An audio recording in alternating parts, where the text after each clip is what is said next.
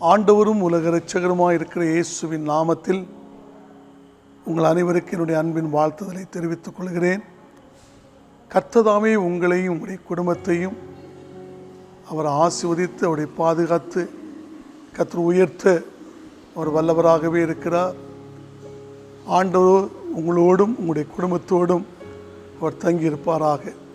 அன்பானவர்களே, அப்போஸ்தலனாகிய பவுல் கொரிந்தியருக்கு எழுதின அந்த நிருபத்திலே அவன் ஒரு ஆழமான சத்தியத்தை சொல்லுகிறதை பார்க்க முடிகிறது. அது என்ன சத்தியம்? கிறிஸ்துவுக்குள் எப்பொழுதும் எங்களை வெற்றி சிறக்க பண்ணுகிறவர் என்று. அந்த நாள் உங்களுடைய செய்தியினுடைய தலைப்பு என்னவென்று சொன்னால், நான் வாசனை வீச வேண்டும். நீங்களும் நானும் தேசத்திற்கு ஆண்டவர் வாசனை வீசுகிற தேவனுடைய பிள்ளையாய் கர்த்தர் வைத்திருக்கிறார். அதனாலே ஆண்டவர் நம்மிடத்தில் விரும்புகிற காரியமும் தேசத்திற்கு வாசனையாக இருக்க வேண்டும். அதாவது கிறிஸ்துவின் நற்கந்தங்களாக நாம் தேசத்திற்கு, ஜனங்களுக்குள், ஜாதிகளுக்குள், குடும்பத்துக்குள் நாம் வாசனை வீச வேண்டும். அதுதான் கர்த்தர் நம்மிடத்தில் விரும்புகிறார், இயேசு விரும்புகிறார். அன்பானவர்களே, கிறிஸ்துவுக்குள் எப்பொழுதும் எங்களை வெற்றி சிறக்க பண்ணி எல்லா இடங்களிலேயும் எங்களை கொண்டு, அதாவது பவுல் சொல்கிறான், எங்களை கொண்டு அவரை அறிகிற அறிவின் வாசனையை வெளிப்படுத்துகிற தேவனுக்கு ஸ்தோத்திரம் என்று சொல்லி ஒரு வெற்றியின் வார்த்தையை, ஒரு ஜெயத்தின் வார்த்தையை கொரிந்து சபைக்கு என்ன செய்கிறான், எழுதுகிறான். இந்த வெற்றி எப்பொழுது என்னை வெற்றி சிறக்க பண்ணுகிறான்னு சொன்னால், இந்த வெற்றி வருகிறதற்கு காரணம் என்ன? இந்த ஜெயம் அவனுடைய வாழ்க்கையில் வருகிறதற்கு காரணம் என்ன? அன்பானவர்களே, அந்த கடந்த நாட்களில் நான் உங்களோடு பேசினேன். இயேசுவுக்கு சாட்சிகளாக இருக்க வேண்டும், உலகத்திற்கு வெளிச்சமாய் இருக்க வேண்டும், பூமிக்கு உப்பாய் இருக்க வேண்டும் என்று கர்த்தருடைய வார்த்தை நம்மளோடு பேசினேன். இந்த நாள் நீ கிறிஸ்துவின் நற்கந்தங்களாக வாசனை வீச வேண்டும் என்ற ஒரு தலைப்பிலே கர்த்தருடைய வார்த்தை உங்களோடு பேசுகிறேன்.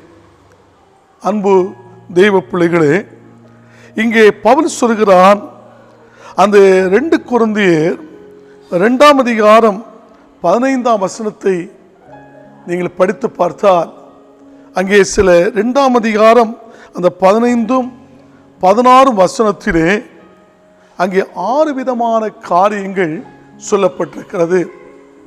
ஒன்று, ரட்சிக்கப்படுகிறவர்களுக்குள்ளேயும், அதாவது ஆண்டவராய் இயேசு கிறிஸ்துவை சொந்த இரட்சகராகி ஆண்டவராய் ஏற்றுக்கொண்டு கிறிஸ்தவன் என்று சொல்லுகிறவன் தான் ரட்சிக்கப்படுகிறவர்களுக்குள்ளேயும், அதோடு கூட கெட்டு போகிறவர்களுக்குள்ளேயும். அதாவது 2 கூட்டம் இருக்கிறது. ரட்சிக்கப்பட்ட ஒரு கூட்டமும் இருக்கிறது, ரட்சிக்கப்படாத ஒரு கூட்டமும் இருக்கிறது. பரிசுத்தமுள்ள ஒரு கூட்டமும் இருக்கிறது, பரிசுத்தம் இல்லாத ஒரு கூட்டமும் இருக்கிறது. இந்த கூட்டத்திலே, அதாவது இந்த 2 கூட்டத்தின் நடுவிலே நாங்கள் இருக்கிறோம். நாங்கள் இருக்கும் பொழுது அவர் சொல்லுங்க, ரட்சிக்கப்படுவர்களுக்குள்ளேயும் கெட்டு போகிறவர்களுக்குள்ளேயும் நாங்கள் தேவனுக்கு கிறிஸ்துவின் நற்கந்தங்களாக இருக்கிறோம் என்று அந்த பவுல் சொல்லுகிறான். யாருக்கும்? நாங்கள் முதலாவது தேவனுக்கும், இரண்டாவது தேவனால் அனுப்பப்பட்ட கிறிஸ்துவுக்கும் என்ன செய்கிறோம்? வேதம் சொல்லியிருக்கிறது, ஆண்டவர் சொன்னார், ஒருவன் எனக்கு ஊழியம் செய்யும் பொழுது பிதாவானவர் அவனை கனப்படுத்துவார் என்று சொன்ன அந்த வார்த்தையின்படி இந்த பவுலுடைய வாழ்க்கையிலே அந்த கனத்தை பெற்றுக்கொள்ள வேண்டுமே. அதுதான் சொன்னான், தேவனுக்கும் தேவனால் அனுப்பப்பட்ட கிறிஸ்துவுக்கும் நாங்கள் எப்படி இருக்கிறோம்? நாங்கள் நற்கந்தங்களாக இருக்கிறோம். அதாவது எங்கள் நிமித்தம், என் நிமித்தம், அதாவது பவுல் நிமித்தம் அந்த தேவனையோ கிறிஸ்துவையோ ஒரு மனுஷனும் மனுஷியும் குற்றம் சாற்றி விடாதபடிக்கு, குறை கூறி விடாதபடிக்கு, அதாவது அவன் கிறிஸ்தவன் கிறிஸ்தவன் கிறிஸ்தவன் என்று சொல்லுகிறார்கள். இன்னைக்கு சாட்சியின் ஜீவியம் இல்லை. இன்னைக்கு அநேக கிறிஸ்தவங்களை பார்த்து மக்கள் எனக்கு அலட்சியமாக அற்பமாக பேசுகிறதை நான் பார்க்க முடிகிறது. ஏனென்றால் சாட்சியின் ஜீவியம் இல்லை. ஆனால் பவுல் சொல்கிறார், ரட்சிக்கப்பட்டவர்களுக்குள்ளேயும் கெட்டு போர்களுக்குள்ளேயும் நாங்கள் தேவனுக்கும் கிறிஸ்துவுக்கும் எப்படி இருக்கிறோம்? நற்கந்தங்களாக இருக்கிறோம். நற்கந்தங்கள் என்று சொன்னால் அதனுடைய வாழ்க்கையிலே வாசனை வீசுகிற, அதாவது மனம் கொடுக்கிற ஒரு வாழ்க்கை ஜனங்களுக்கு, அதாவது நற்கந்தங்கள் ஜனங்களுக்கு. இவர்கள் ஆசீர்வாதமாய் இருக்கிறார்கள். ஜனங்களுக்கு எப்படி இருக்கிறார்கள்? ஆசீர்வாதமாய் இருக்கிறார்கள். இந்த பவுல் சொல்லுகிறார், நான் நற்கந்தங்களாக இருக்கிறோம், உங்களுக்குள்ளும் வாசனை வீசுகிறோம், அந்த மற்ற ஜனங்களுக்குள்ளும் வாசனை வீசுகிறோம் என்று சொல்லி அந்த கர்த்தருடைய வார்த்தையை சொல்லுகிறதை பார்க்க முடிகிறது. நீங்களும் நானும் இந்த உலகத்திலே இருக்கிறோம், இந்த உலகத்திலே வாழ்ந்து கொண்டிருக்கிறோம். இந்த உலகத்திலே வாழ்ந்து கொண்டிருக்கிற நம்முடைய வாழ்க்கையிலே ஜனங்களுக்குள்ளே மனமாக இருக்கிறோமா? வாசனை கொடுக்கிறோமா? அல்லது ஜனங்களுக்கு எரிச்சலாக இருக்கிறோமா? கிறிஸ்தவனே, கிறிஸ்தவளே, நம்முடைய ஆண்டவர் நம்மிடத்தில் விரும்புகிற நல்ல காரியம் என்ன? நாங்கள் தேவனுக்கும் கிறிஸ்துவுக்கும் நற்கந்தங்களாக இருக்கிறோம் என்று சொல்லி கர்த்தருடைய வார்த்தை இருக்கிறது. ஒரு நாள் ஆதியாகமம் 34ஆம் அதிகாரம் அதிலே 30ஆம் வசனத்தை நீங்கள் படித்து பார்க்கும் பொழுது, யாக்கோபு என்ற தேவனுடைய மனுஷன் அவருடைய குமாரனாகிய 2 பேரை, சிமியோனையும் லேவியும் அழைத்து சொல்லுகிறான், நான் தேசத்திலே வாசனையாக இருந்தேன், ஜனங்களெல்லாம் என்னை வாசனையாக வைத்திருந்தார்கள், ஜனங்களெல்லாம் என்னை மதித்தார்கள். ஆனால் என்னுடைய பிள்ளைகளே, சிமியோனே, லேவியே, நீ என்ன செய்து விட்டாய்? என்னுடைய வாசனையை கெடுத்து விட்டாயே. நான் தலை குனிந்து நிற்கிறேனே, நிமிர்ந்து பார்க்க முடியவில்லையே. நீங்கள் செய்கிற அக்கிரமங்கள், நீங்கள் செய்கிற அநியாயங்கள் வாசனையை கெடுத்து விட்டதே, வாசனை கெடுத்து விட்டது என்று சொல்லி அந்த யாக்கோபு தன்னுடைய 2 பிள்ளைகளை பார்த்து கதறுகிறார். இன்னைக்கு சில பெற்றோர்கள் வாசனையாயிருப்பார்கள், அந்த பிள்ளைகள் பெற்றோருடைய வாசனையை, அந்த நல்ல குணத்தை கெடுத்து போடுகிறது. சில பிள்ளைகள் நல்ல குணங்களாக இருப்பார்கள், சில பெற்றோருடைய குணம் பிள்ளைகளை என்ன செய்கிறது? வாசனையை அடக்கி வைக்கிறது. அதுபோல நம்முடைய வாழ்க்கையில, நம்முடைய ஜீவியத்தில், நம்முடைய வாழ்க்கையில் இருக்கும் பொழுது நம் தேசத்திற்கு வாசனையாக இருக்கிறோமா? அல்ல மக்களுடைய வாழ்க்கையிலே, தேவ பிள்ளைகளே, நாம் எரிச்சலாக இருக்கிறோமா? அதை சிந்திக்க வேண்டிய ஒரு காலகட்டமாக இருக்கிறது. அதே நேரத்திலே வேதம் சொல்லுகிறது, அந்த 16ஆம் வசனம் சொல்லுகிறது, கெட்டு போர்களுக்குள்ளேயும், அந்த கெட்டு போர்களுக்குள்ளே மரணத்துக்கு எதுவான மரண வாசனையாக, அதாவது கெட்டு போர்களுக்குள்ளே என்ன வருகிறது? அந்த 2ஆம் மரணமாகிய அந்த அக்கினியும் கந்தகம் எரிகிற ஒரு மரண வாசனை என்ன செய்கிறது? மரணத்துக்கு ஏதுவான மரண வாசனையாகவும், ரட்சிக்கப்படுவதற்குள்ளே ஜீவனுக்கு ஏதுவான ஜீவ வாசனையாகவும் இருக்கிறோம் என்று சொல்லுகிறார். அன்பான தெய்வ பிள்ளைகளே, நாம் கெட்டு பொருளுக்குள்ளே மரணத்துக்கு எதுவான மரண வாசனையாகவும், ரட்சிக்கப்படுவர்களுக்குள்ளே ஜீவனுக்கு எதுவான ஜீவ வாசனையாகவும் இருக்கிறோம். இவைகளை நடப்பிப்பதற்கு எவன் தகுதியானவன்? யார் தகுதியானவர்கள்? வாசனை கொடுப்பதற்கு வார்த்தையை கேட்டுக்கொண்டிருக்கின்ற அன்பு தகப்பனே, தாயே, வாலிப சகோதரா, சகோதரியே, எவன் தகுதியானவன் வாசனை கொடுப்பதற்கு? பெற்றோர்களுக்கு வாசனை கொடுப்பதற்கு, பிள்ளைகளுக்கு வாசனை கொடுப்பதற்கு, வேலை ஸ்தலத்திலே வாசனை கொடுப்பதற்கு, நீ போகிற வருகிற இடத்திலே நீ வாசனை கொடுப்பதற்கு எவன் தகுதியானவன் என்று ஆண்டவர் பவுல் மூலமாக அந்த கொரிந்து சபைக்கு கேட்கிறார். கொரிந்து சபையே, நீ வாசனை வீசுவதற்கு நீ தகுதி உடையவனாக இருக்கிறாயா? கர்த்தருடைய ஆவியானவர் அந்த சபையை பார்த்து கேட்கிறார். வாசனை. ஏசாயா 11ஆம் அதிகாரம், பிரைஸ் சொல்லார், ஏசாயா 11ஆம் அதிகாரத்திலே அங்கே என்ன சொல்கிறது? 3ஆம் வசனத்தை நீங்கள் படித்து பார்க்கும் பொழுது என்ன சொல்கிறது? கர்த்தருக்கு பயப்படுதல்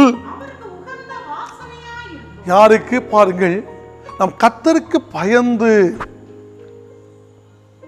அவருடைய வழிகளில் நாம் நடக்கும் பொழுது அவன் பாக்கியவான் என்று நமக்கு வேதம் நமக்கு என்ன செய்கிறது? ஒரு ஆழமான சத்தியத்தை சங்கீதம் 128 சொல்கிறது. அதே போல வேதம் சொல்லுகிறது, ஓ கர்த்தருக்கு பயந்து அவருடைய கிருபைக்கு காத்திருக்கிறவர்கள் மேல் கர்த்தர் பிரியமாயிருக்கிறார் என்று சங்கீதம் 147 சொல்லப்பட்டிருக்கிறது. அந்த பிரியமானுடைய வாழ்க்கையில் கர்த்தர் கொடுக்கிற ஆசீர்வாதம் என்ன? அவருடைய வாசல்கள் தாழ்பாலை பலப்படுத்துகிறார். அவருடைய பிள்ளைகளை கர்த்தர் ஆசீர்வதிக்கிறார். அவருடைய எல்கைகளை சமாதான உள்ளைகளாய் மாற்றுகிறார். உச்சிதமான கோதுமையினால் ஒரு நாள் குறைவில்லாதபடிக்கு கர்த்தர் திருப்தியாக்குகிறார். அதுபோல கர்த்தருக்கு பயப்படுதல் அவருக்கு உகந்த வாசனையாயிருக்கிறது. உகந்த வாசனை. அந்த உகந்த வாசனை எதில் இருக்கிறது? ஆண்டவருக்கு பயந்து வாழ்கிற வாழ்க்கையில் இருக்கிறது. வேதம் சொல்லுகிறது, கர்த்தருக்கு பயப்படுவர்களுடைய வாழ்க்கையிலே பூமிக்கு வானம் எவ்வளவு உயரமாய் இருக்கிறதோ அவருக்கு பயந்தவர்கள் மேல் அவருடைய கிருபையும் அவ்வளவு உயரமாய் இருக்கிறது சொல்லி சங்கீதம் 103 அதிலே 11-13 வசனத்திலே நம்ம பார்க்க முடிகிறது. அதனாலே கர்த்தருக்கு பயப்படுதல் அவருக்கு உகந்த வாசனையாய் இருக்கிறது. அப்ப நம்முடைய வாழ்க்கையில கர்த்தருக்கு பயந்து வாழ்ந்தால் போதும். தேவனுக்கு நாம் பயந்து வாழ்ந்தால் நம் தேசத்திற்கு வாசனை வீச முடியுமே. ஒரு குடும்ப தலைவன் ஆண்டவருக்கு பயந்து வாழும் பொழுது சங்கீதம் 128 சொல்லுகிறது, கர்த்தருக்கு பயந்து அவர் வழிகளில் நடக்கிற எவனோ அவன் பாக்கியவான். அவர் கர்த்தருக்கு பயந்து அவர் காட்டுகிற வழியிலே நடக்கிற மனுஷி பாக்கியவான். அவருக்கு ஆண்டவர் என்ன சொல்லுகிறார்? அவன் கைகளின் பிரயாசத்தை சாப்பிடுவான்.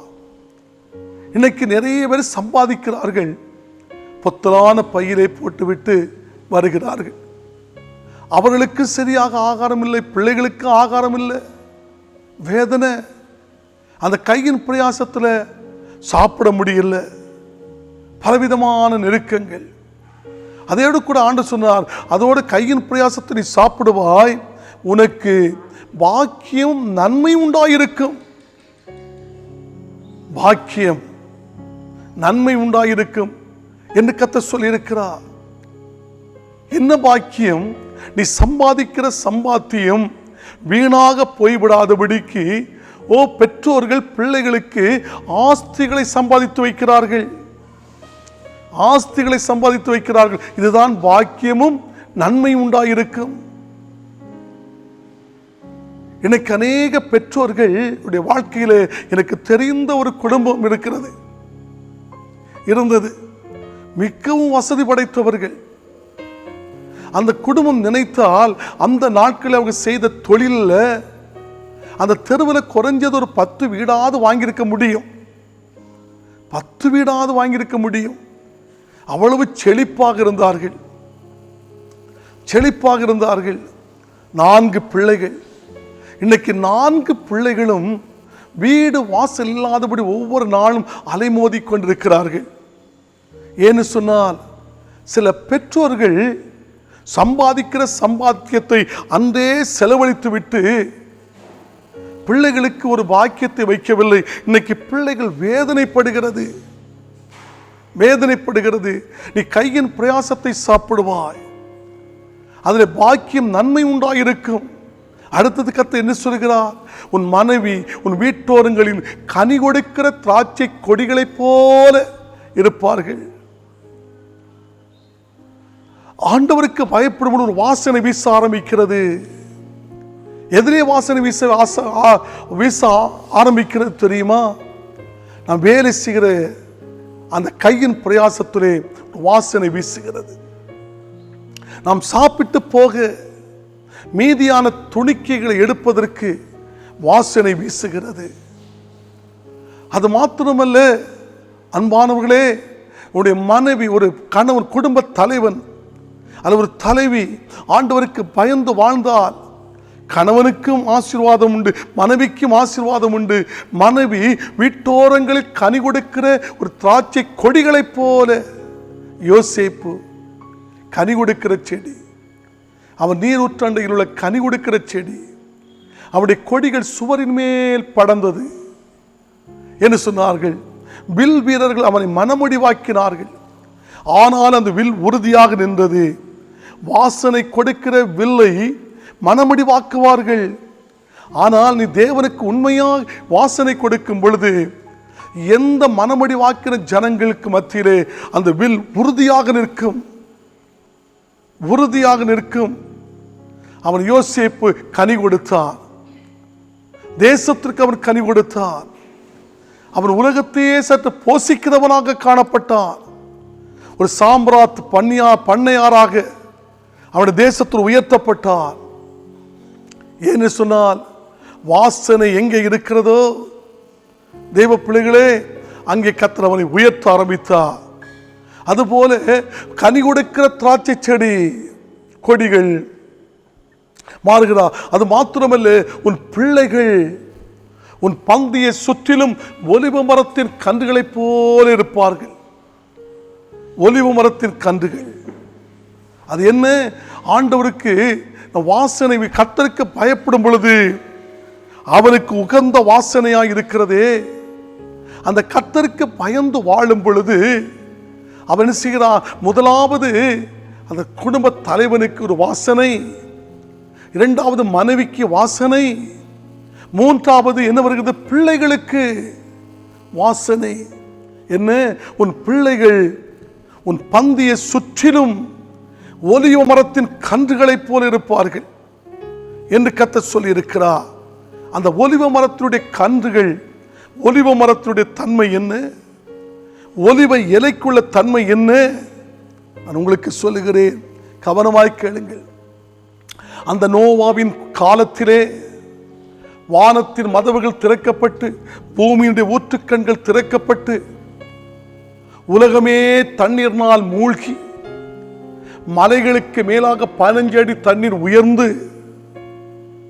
இந்த பூமியிலே வாழ்ந்த மனுஷர்கள், மிருகங்கள், ஊரும் பிராணிகள், மரங்கள், செடிகள், கொடிகள் எல்லாம் அந்த மழையிலே அழிந்து விட்டது. தேவ பிள்ளைகளே, நோவாவும் அவனுடைய குடும்பமும் பேழைக்குள் இருக்கிறது. அந்த நோவா கர்த்தருக்கு பயந்தவனாக இருந்தான். அந்த கர்த்தருக்கு பயந்த நோவா அந்த பேழைக்குள் இருக்கும் பொழுது சில நாட்கள் கழிந்து தண்ணீர் வைத்திருக்கிறதா என்று சொல்லி பார்ப்பதற்கு முதலாவது ஒரு காகத்தை விட்டார். அந்த காகம் என்ன செய்தது? போய் இருப்பதற்கு இடமில்லாதபடிக்கு திரும்பி வந்தது. அதற்கு பிறகு இந்த நோவா என்ன செய்தார் தெரியுமா? ஒரு புறாவை அனுப்பினார் தண்ணீர் வைத்திருக்கிறதா பார்ப்பதற்கு. அந்த புறாவோ ஒரு ஒலிவ இலையை கவிக்கொண்டு வந்தது. ஒலிவ இலையை கவிக்கொண்டு வந்தது. அன்பானவர்களே, மனுஷர்கள், மிருகங்கள், ஊரும் பிராணிகள், மரங்கள், செடிகள், கொடிகள், அவருடைய இலைகள் எல்லாம் அழுகி போய்விட்டது, அழுகி போய்விட்டது. ஆனால் அந்த ஒலிவ இலைகள் அழியாத ஒரு கட்டித்தன்மை, ஒரு எண்ணெய்த்தன்மை, ஒரு உறுதித்தன்மை அதற்குள்ளே இருந்தது. ஆண்டவர் உன்னுடைய பிள்ளைகளை, கர்த்தருக்கு பயந்து வாழுகிற பெற்றோருடைய பிள்ளைகளை எந்த தன்மையில் வைத்திருக்கிறார் தெரியுமா? ஒலிவ மரத்தின் கன்றுகளைப் போல, காலத்தால் அழியாத அந்த தன்மையைப் போல கர்த்தர் வைத்திருக்கிறார். இதுதான் வாசனை வீசுகிற அனுபவம். அதே நேரத்திலே வேதம் சொல்லுகிறது, அந்த யோபு அவன் கர்த்தருக்கு பயந்தவன். அந்த கர்த்தருக்கு பயந்தவன் ஒருவேளை என் பிள்ளைகள் பாவம் செய்திருக்குமோ என்று சொல்லி உபவாசம் பண்ணி ஜெபித்தவன். அவனுடைய வாழ்க்கையில் வந்து வேதனைகள், பாடுகள் நமக்கு தெரியும். அந்த வேதனைகள் மத்தியிலும் பாடுகள் மத்தியிலும் கர்த்தருக்கு அவன் வாசனை வீசுகிறவனாக, நற்கந்தங்களாக யோபு காணப்பட்டார். அன்பான தேவ பிள்ளையே, அந்த யோபு 42ஆம் அதிகாரம் கடைசி 2 வசனத்தை நீங்கள் படித்து பார்க்கும் பொழுது என்ன சொல்கிறது? இதற்கு பின்பு யோபு 140 வருஷம் அவன் உயிரோடு இருந்து 4 தலைமுறையாக தன் பிள்ளைகளையும் தன் பிள்ளைகளுடைய பிள்ளைகளை அவன் கண்டான். நான் தன் பிள்ளை யோபு ஒரு தலைமுறை, யோபுடைய பிள்ளைகள் ஒரு தலைமுறை, யோபுடைய பிள்ளைகளின் பிள்ளைகளை அவன் கண்டான். அவன் 4 தலைமுறை அவன் கண்டான். 4 தலைமுறை. இதுதான் வாசனை வீசுகிறதுங்க, வாசனை வீசுகிற ஒரு அனுபவம். அந்த யோபு ஆண்டவருக்கு பயந்த யோபுடைய குடும்பத்தை, அந்த யோபுடைய கண்கள் 4 தலைமுறைகளை கண்டது. யோபு நெடுநாளாய் அவன் உயிரோடு இருந்தான் என்று, பூரண வயது உள்ளவனாய் அவன் மரித்தான் என்று சொல்லப்பட்டிருக்கிறது. அப்ப வாசனை வீச வேண்டும். நாங்கள் உலகத்துக்குள் இருந்தாலும் நாங்கள் வாசனை வீசுகிறவர்களாய் இருக்கிறோம் என்று பவுல் சொன்னது போல, அன்பு தேவ பிள்ளைகளே, வாசனை வீச வேண்டும் என்று கர்த்தருடைய வார்த்தை இருக்கிறது. இங்கே உன்னத பாட்டு என்ன சொல்லுகிறது? 4ஆம் அதிகாரம் 11ஆம் வசனத்தை நீங்கள் படித்து பார்க்கும் பொழுது என்ன சொல்லுகிறது? 4:11, என் மணவாளியே, என் உதடுகளில் இருந்து தேன் ஒழுகிறது, உன் நாவின் கீழ் தேனும் பாலும் இருக்கிறது, உன்னுடைய வஸ்திரங்களின் வாசனை லீபனோனின் வாசனைக்கு ஒப்பாயிருக்கிறது. நான் இஸ்ரவேலிற்கு நான் பனியை போல் இருப்பேன். அவன் லீலி புஷ்பத்தை போல மலருவான். அவன் லீபனோனை போல வேரூன்றி நிற்பான். அவனுடைய கிளைகள் ஓங்கி படரும். அவருடைய அலங்காரம் ஒலிவ மரத்தினுடைய அலங்காரத்தை போல இருக்கும். அவருடைய வாசனை லீபனோனுடைய திராட்சரசத்தின் வாசனை போல இருக்கும். அவருடைய நிழலிலே குடியிருக்கிறவர்கள் திரும்புவார்கள். தானிய விளைச்சலை போல செழிப்பார்கள். திராட்சை கொடிகளைப் போல படருவார்கள் சொல்லி அந்த இஸ்ரவேல் ஜனங்களுக்கு தேவனுடைய ஆசீர்வாதம். ஓசியா தீர்க்க தரிசன புஸ்தகம் 14ஆம் அதிகாரம் 5, 6, 7 வசனத்திலே கர்த்தர் இப்படிப்பட்ட ஆசீர்வாதமான வார்த்தையை கர்த்தர் வைத்திருக்கிறார். அங்கே என்ன சொல்லி? லீபனோனின் வாசனை போல் இருக்கும். அந்த லீபனோனுடைய வாசனை அது தேவ பிள்ளைகளே, தூரமாக வரும் பொழுது சில மரங்களை பார்க்கும் பொழுது சில மரங்கள் நாற்றம் எடுக்கும். சில மரங்களுக்கு அருகாமையிலே போவதற்கு முன்பதாகவே வாசனை வீசும். வாசனை வீசுகிற சில மரங்கள் இருக்கிறது. நம்முடைய வாழ்க்கையிலே நாம் வாசனை வீசுகிறோமா? சற்று சிந்தித்து பாருங்கள். வாசனை வீச வேண்டும். அங்கே சொல்கிறது, என் மணவாளியே, என் உதடுகளில் இருந்து தேன் ஒழுகிறது. உன் உதடுகளிலிருந்து தேன் ஒழுகிறது. உன் நாவின் கீழ் தேனும் பாலும் இருக்கிறது.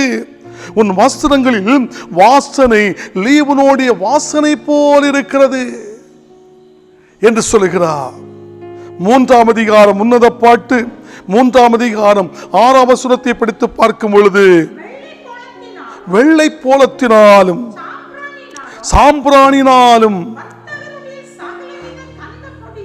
வர்த்தகருடைய சகலவித கந்தப்பொடியினாலும் உண்டாகிய வாசனை வீசி தூப வர்க்கங்களைப் போல், தூப வர்க்கத்தை போல் வனாந்திரத்தில் வருகிற இவர் யார்? அருமையானவளே, என்ன சொல்கிறது? வாசனை வெள்ளை போலத்தினாலும் சாம்பிராணினாலும். சில நேரத்தில் தேவனுடைய பிள்ளைகளே, வீடுகளில் சில இடங்களில் என்ன செய்வார்கள்? இரவு வேளையிலே அருமையாக தூத்து துடைத்து இந்த சாம்பிராணி பொடியை வைப்பார்கள். அது வெளியிருந்து உள்ளே போகும் பொழுது அருமையான நல்ல வாசனை வீசிக்கொண்டிருக்கும். வாசனை வீசிக்கொண்டிருக்கும். அதுபோல கர்த்தர் சொல்கிறார், நம்முடைய வாழ்க்கையிலே வாசனை கொடுக்கிற வீடுகளிலே வாசனை கொடுக்க வேண்டும். சாம்பிராணியுடைய வாசனை அல்ல, அது வாசனை கொடுக்கிறது. வேதம் சொல்லுகிறது, சாம்பிராணினாலும் வர்த்தகருடைய சகலவித கந்த பொடிகளினாலும் உண்டாயிருக்கிற வாசனை வீசி தூப சம்பவங்களை போல் வனாந்திரத்திலிருந்து வருகிற இவர் யார்? தேவனுடைய பிள்ளைகளே, வாசனை வீச வேண்டும். கர்த்தர் விரும்புகிற வாசனை. அங்கே சொல்லப்பட்டிருக்கிற வார்த்தை வாசனை. எபேசியர் 5ஆம் அதிகாரம் 2ஆம் வசனத்தை படித்து பார்க்கும் பொழுது என்ன சொல்கிறது? கிறிஸ்து நமக்காக, கிறிஸ்து நமக்காக தம்மை தேவனுக்கு சுகந்த வாசனையாக காணிக்கையாகவும் பலியாகவும் ஒப்பு கொடுத்து நம்மில் அன்பு கூர்ந்தது போல நீங்களும் அன்பிலே நடந்தால் அந்த வாசனை வீசலாம். அன்புதான் இந்த வேதாகமத்தில் பிரதான கற்பனை. அன்புதான். கிறிஸ்து நமக்காக தம்மை தேவனுக்கு சுகந்த வாசனையாக காணிக்கையாக பலியாக ஒப்பு கொடுத்து நம்மில் அன்பு கூர்ந்தது போல நீங்களும் அன்பிலே என்ன செய்து கொள்ளுங்கள், நடந்து கொள்ளுங்கள். ஒரு வார்த்தையை படிப்போம். பிலிப்பியர் 4:18 படித்து பார்க்கும் பொழுது என்ன சொல்லுகிறது? எல்லாம் எனக்கு கிடைத்தது, பரிபூரணம் எனக்கு உண்டாயிருக்கிறது. பாருங்கள் என்ன சொல்லுகிறது? எல்லாம் கிடைத்தது, பரிபூரணமும் உண்டாயிருக்கிறது. உங்களால் அனுப்பப்பட்டவைகளை சுகந்த வாசனையும் தேவனுக்கு பிரியமான உகந்த பலியாகவும். பாருங்க, உகந்த பலியாக போதும். ஒப்புக்கொடுங்கள். கண்களை மூடி செபிப்போமா? பரிசுத்தமுள்ள பிதாவே, எல்லாம் எனக்கு கிடைத்தது, பரிபூரணம் உண்டாயிருக்கிறது. உங்களுக்கு அனுப்பப்பட்டவைகளை சுகந்த வாசனையும் தேவனுக்கு பிரியமான உகந்த பலியுமாக நாங்கள் எங்களுடைய வாழ்க்கையை ஒப்புக் கொடுக்கிறோம். அப்பா, எங்களுடைய வாழ்க்கையை ஏற்றுக்கொள்ளும். நாங்கள் தேசத்திற்கு வாசனையாக இருக்க வேண்டும். கிறிஸ்துவின் நற்கந்தங்களாக வாசனை வீச வேண்டும். எங்களை பயன்படுத்தும். இயேசுவின் நாமத்தில் ஜெபிக்கிறோம் நல்ல பிதாவே, ஆமென். ஆண்டவர் உங்களை ஆசீர்வதிப்பார். God bless you. ஆமென்.